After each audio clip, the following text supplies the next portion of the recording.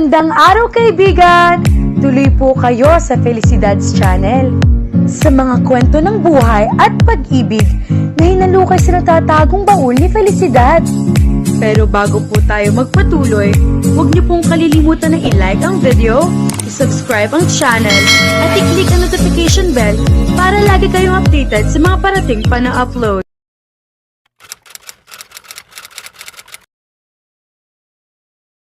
Bukang liwayway na, ay tuliro pa rin si Adriel.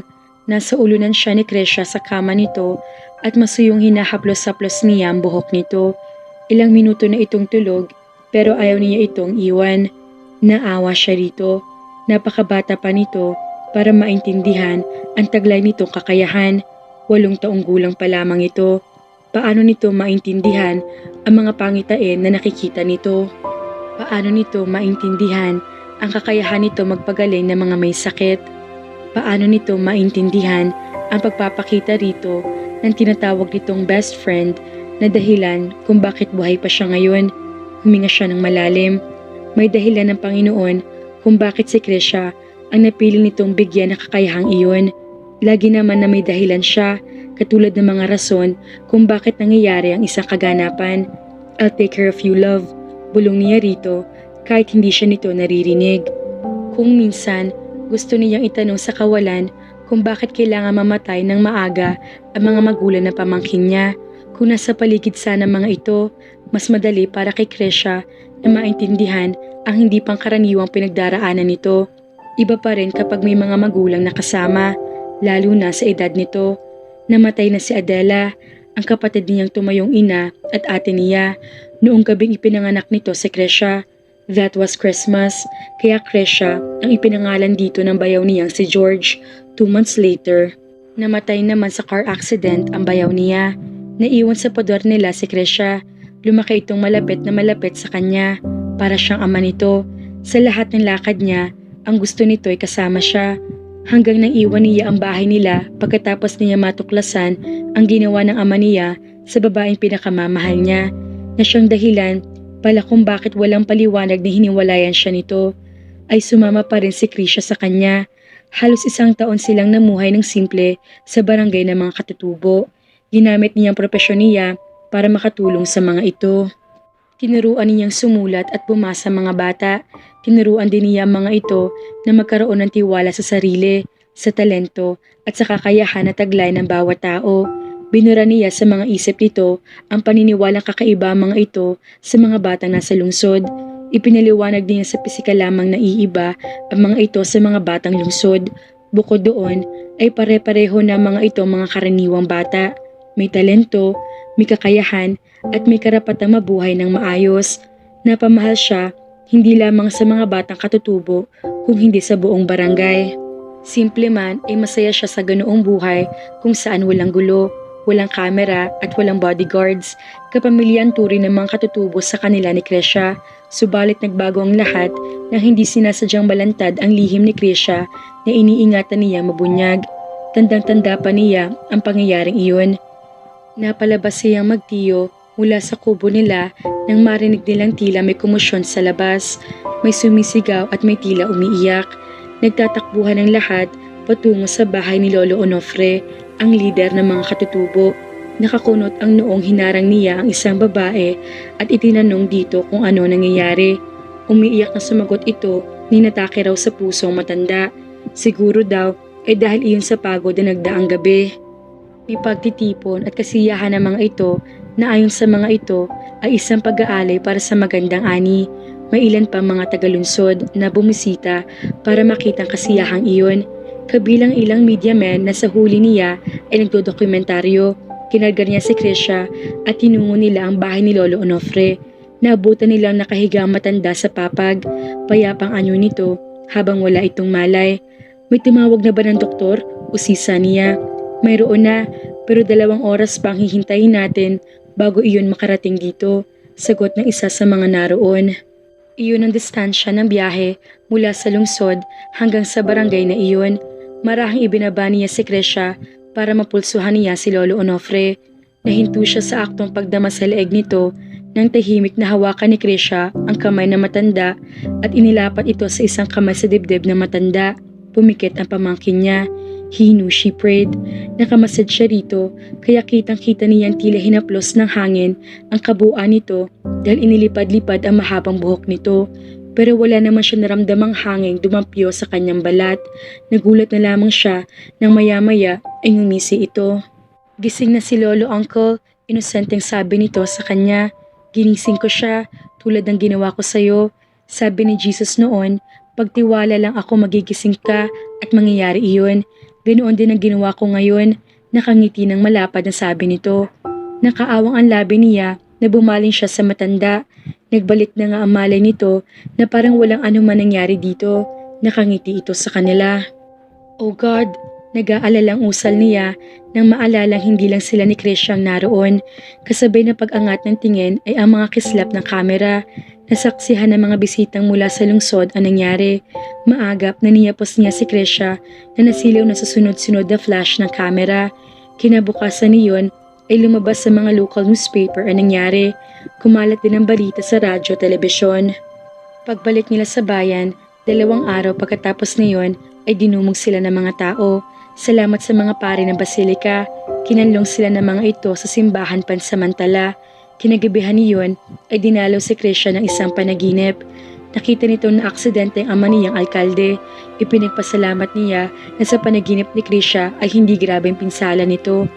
Tumawag agad siya sa bahay nila para balaan ang kanyang ama. 3 araw pagkatapos niyang tumawag, nang patungo naman ito sa Vera Church para sunduin sila, ay naaksidente ito bago pa makarating sa simbahan. Pagkalabas ng ama niya ng ospital, ay nagpasa siyang bumalik na sa bahay nila. Nasa dibdib pa niya ang galit sa kanyang ama, pero kailangan ni Krisha ang proteksyong maibibigay nito. Bumalik siya sa bahay nila. Kahit tuwing titigan niya ang kanyang ama, ay naaalala niya ang ginawa nitong pananakot kay Marthena para layuan siya ng huli. Habang buhay niyang maaalala ang ama niya ang dahilan kung bakit nawala sa kanya ang babaeng pinakamamahal niya. Uncle, napakorap si Adriel at niyoko ang kanyang pamangkin. I'm here, Krisha. Matulog ka lang. Hindi kita iiwang mag-isa dito. Ngumiti ito at muling pumikit. Hinagod niya ang kanyang batok.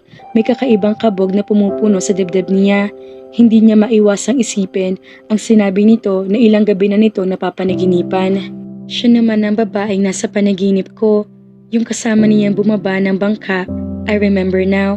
Siya yung kasama mo sa picture na nasa wallet mo.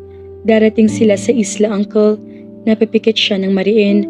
Si Marthena Lainez, ang babaeng tinutukoy nito na nasa wallet niya. Marthena, hindi niya gustong maniwala na isa sa mga susunod na araw ay tutuntong si Marthena sa islang paborito nilang tanawin ni Krisha. Anong gagawin ni Marthena sa pribadong isla na iyon? Anong gagawin nito sa Palawan pagkatapos sa 5 taon na kinalimutan nito ang sumpaan nila?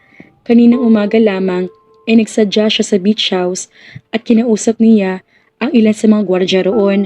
Siguro dahil anak siya ni Mayor Alcantara, mabilis sa sumang-ayon ng mga ito sa pakiusap niyang kung sakaling dumating si Marthena sa isla, ipinakita niya larawan nito na pinalakihan pa niya para mas maliwanag, ay ipaalam kaagad sa kanya. Iniwan niya ang personal number niya sa mga ito. Hindi niya mapigilan ang kakaibang kabog sa dibdib niya. Kung nalaman ng agad niya ang ginawa ng ama niya, ay nakagawa sana siya ng paraan. Sana ay hinanap niya si Marthena.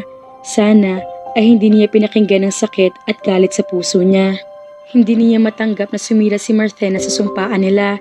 Wala itong binigay na dahilan. Sinabi lang nito na pagod na ito sa relasyon nila. Hindi na raw nito kaya. Ayaw na siya nito makasama kaya maghiwalay na lamang sila. Kinabukasan ay umalis ito ng Palawan kasama ang ama nito. Naiwan siyang durog ang puso at naguguluhan. Lumipad siya papuntang Amerika para makalimot. Isa naman niya noon ay 3 taong gulang pa lamang na si Krisha. Ang tita Delia niya na nakabase na sa bansa ay nag-alaga rito. Pagkalipas ng 4 na taon ay nagbalik siya sa Pilipinas. Re-electionist ang kanyang ama. Nagsilabas ng negatibo at positibong balita tungkol dito. Hindi niya pinansin ang lahat ng iyon, pero isang balita ang biglang lumabas na hindi niya alam kung saan nagmula. Matapobre daw ito at ang biktima nito ay nobya na nag-iisang anak na lalaki nito. Sino pa bang tinutukoy ng balita kung hindi siya? Nasa isang blind item ang balitang iyon. Hindi man diretsahang pinangailanan sa balita, malinaw ng ama niya ang tinutukoy roon at nabanggitin ang pangalan o universidad kung saan sila nagtapos si Martena ay tuminding hinila niya. Kinumpronta niya ang kanyang ama, inamin nito ang kasalanan at humingi ito ng tawad sa kanya. Pinagsisihan na raw nito ang nagawang iyon. Mahabang paliwanag na ibinigay nito pero wala na pumasok sa isip niya. Naguhumiyaw ang sakit sa dibdib at galit niya sa dibdib. Hindi siya makapaniwalang mismong ama niya ang sumira sa magandang relasyon nila ni Martena. Hindi siya makapaniwalang ang ama pa niya ang dahilan kung bakit tila may patalim na nakabaon sa dibdib niya sa mga taong lumipas. Kinabukasan niyon ay umalis siya ng bahay nila. Natagpuan niya ang sarili sa kalinga ng mga katutubo. Doon niya natagpuan ang bagong kahulugan ng buhay niya.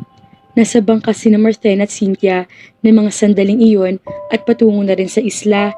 Vera Island? Ulit na tanong nito habang sinisipat ang sketch. Tumango siya. Iginala niya ang paningin sa paligid. Pagbaba pa lamang nila ng eroplano kanina ay kumabog agad ang dibdib niya. Ganoon pa rin ang Palawan. Wala ay yung gaanong ipinagbago maliban sa mas umunlad iyon. At heto, napakaganda pa rin ng dagat.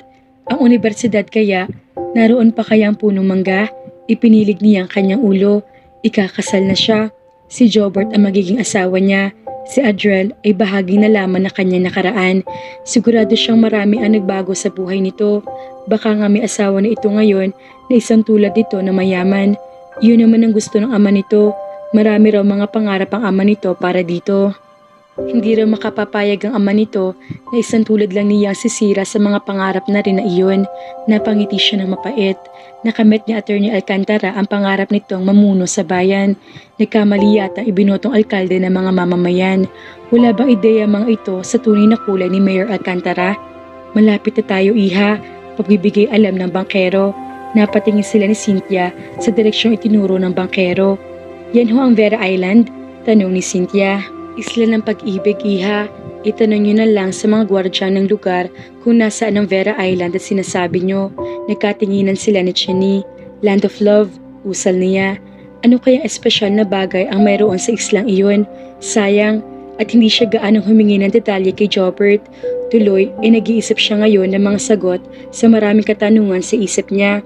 Palapit na sa pampang ang bangka nang muli magsalita ang bangkero. Huwag kayong magugulat sa putok ng baril. Isang simpleng senyales lamang iyon na may ibang taong dumating sa isla, sabi nito at nagpaalam na pagkatapos nilang iabot dito ang halaga na pag-usapan nilang bayad. Nakakailang hakbang pa lamang sila nang pumailin lang ang putok ng baril. Sunod niyon ay may mga lalaking sumalubong sa kanila. Itinanong lang ng mga ito ang pangalan nila. Pagkatapos ay binitbit na ng mga gamit nila. Inihatid sila ng mga ito sa beach house na nakakalula ang ganda. Saglit sila napatanga ni Cynthia. Kapwa rin sila natigilan nang mapansin nilang pare-pareho ang mga surveillance camera sa paligid. Mr. Adriel Alcantara, sabi ng baritonong tinig ng lalaki mula sa kabilang linya. Pasado 10:00 na ng gabi at pauwi pa lamang sila ni Krisha. Dinalaw nila ang mga kaibigan nilang katutubo. Yes, Adriel here. Mahinang pagkumpirma niya at ni Yuko ang natutulog na pamangkin na nakaunan sa kandungan niya. Van ang sinasakyan nila at kasama nila sa loob ang 4 nilang bodyguards. Kailangan niya ang mga ito para protektahan si Krisha sa mga taong sa tuwina ay dumudumog dito. Sa barangay ng mga katutubo ay malay nakakagalang pamangkin niya nang walang dumudumog dito. Kaya gustong-gusto nito nagpapunta sila roon. Paborito nitong kalaro ang mga batang iba-iba naman ang hitsura kumpara dito dahil sa maitim na kulay ng mga ito ay hindi naman matatawaran ng kabaitan. Gusto niya ibigay sa pamangkin niya ang isang normal na buhay bilang bata, ang makapaglaro at mag-enjoy sa pagiging bata nito. Gagawin niya ang lahat para mabuhay ito na normal sa kabila ng katotohanan na iiba ito dahil sa taglay nitong gift. Sir Rudy ho ito, sir, anang lalaki mula sa kabilang linya. Napapayos siya ng upo kung hindi siya nagkakamali. Ito ang gwardya na pinag-iwanan niya ng numero niya. Kinokontak ba siya nito dahil dumating na sa isla si... Dumating na ho kanina pasado 11:00 ang babae nasa larawan. Sa beach house ho sila tumutuloy ngayon. Kaswal na imporma nito.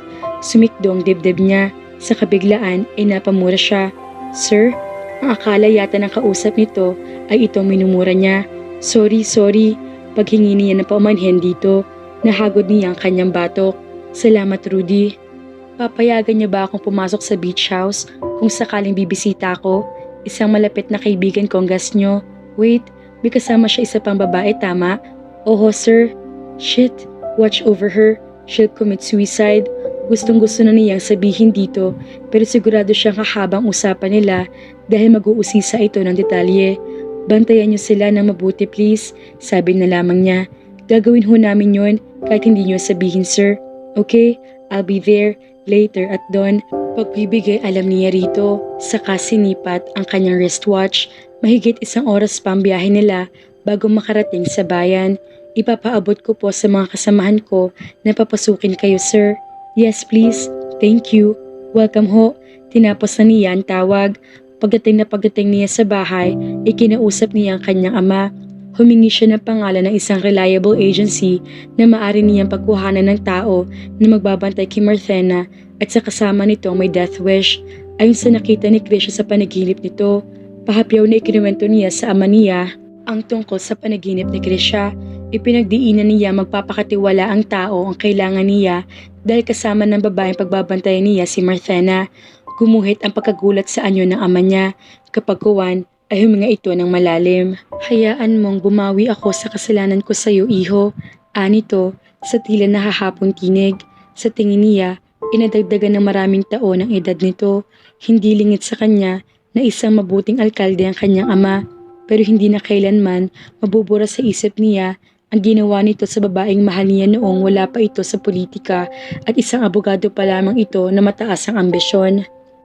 Ako nang bahala sa mga kaibigan mo. Tatawagan ko bukas din ang isang kaibigan para magpadala ng tao sa isla. Ibigay mo sa akin ang ilang impormasyon tungkol sa babaeng ito na kasama ni Marthena. Sabi nito, tumango siya at iniwan na niya ito sa silid nito. Mga kafelisidad, malapit na magpangita sina Marthena at Adriel. Muli kaya sila magkaayos? Paano naman kaya si Jobert? Kaya naman, abangan!